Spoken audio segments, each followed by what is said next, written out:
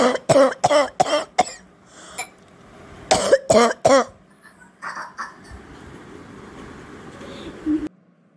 কি হয়েছে রে? আজকে ভীষণ কাশছিস, কি সমস্যা? এত কাশাকাশি আমাকে বলবি না? আমি তো কাশির ওষুধ জানি। আমার মেয়ের যে কাশি হলো এই কয়দিন, কি যে ঝামেলা গেল, বা কত যে ডাক্তার দেখাইলাম, এত করার পরও কাশি যাচ্ছে না, কত সিরাপ কত কিছু। পরে কি করছি জানিস? আমি কতগুলা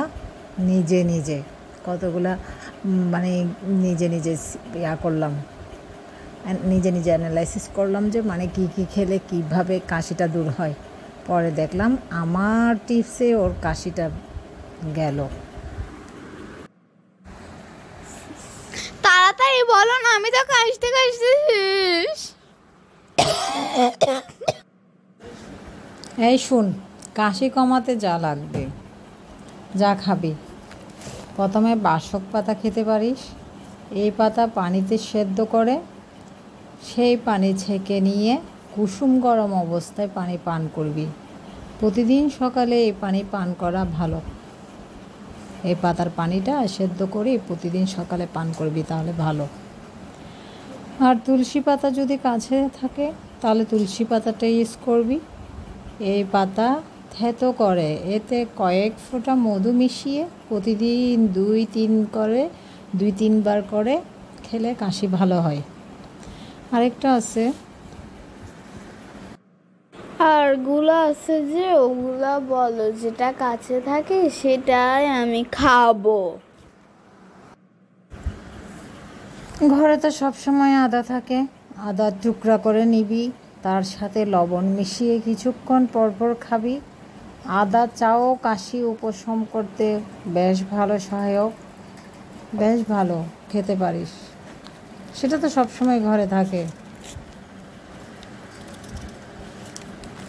আবার আরেকটা আছে, তুই কি দুধ খাস প্রতিদিন রাতে অথবা সকালে? তাহলে দুধের সাথে হলুদ মিশিয়ে সামান্য কুসুম গরম অবস্থায় মিশিয়ে পান করলে কাশির উপশম হয়। এভাবেও কাশি ভালো হয়। হ্যাঁ, ঠিক বলছো। আমি তো লাস্টেরটা খাই, রাত্রেবেলা হলে তো জমে গেল। আমি লাস্টেরটা রাত্রেবেলায় খাই। আসলে আমি সব সময় যেটা বেশি ইউজ করি সেটা হলো